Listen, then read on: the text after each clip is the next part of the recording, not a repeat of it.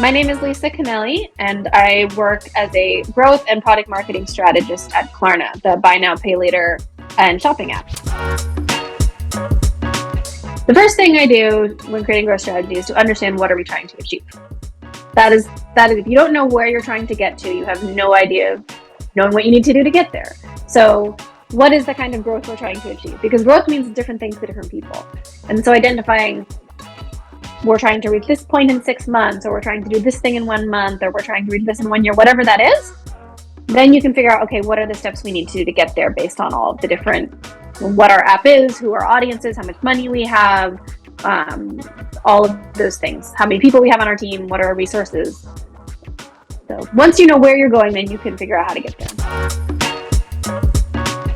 Yeah, I think setting a proper goal, it needs to be motivating enough, so it should scare you a bit, but it needs to be, you can see how it could work, right? So like if you set the goal, you say we want to reach, let's say, this many new users or this many paying subscribers by a certain date. You should be able to do the math backward and be like, we will get this much from this, we will get this much from this, we'll get this much from this. It's like a pie chart. And you can maybe have a level of confidence, like I feel pretty confident they'll come from this. This is a bit more of a risk factor, but like you should be able to not just set the goal, but then work backwards and understand, okay, this is how the math would break down. This is where this growth would come from. One would be understand the space that you're in. What's your vertical?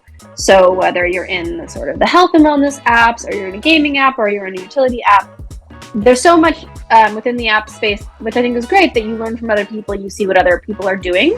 But something to be careful about is understanding, like, what's the space you occupy in your consumer's mind, and then fitting your strategies and tactics to that, versus being like, oh, well, this app did that, so we should do the same thing. It might not be so applicable in your vertical. I think that's really important to understand.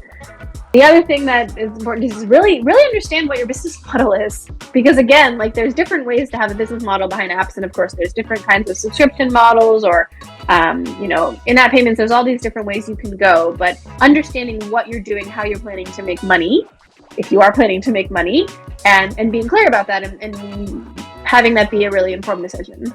My third tip would be consider the role of your brand and how important is brand to your app at what point in your journey. I think brand becomes eventually important for everyone, but for some types of apps more important than others earlier in the development journey.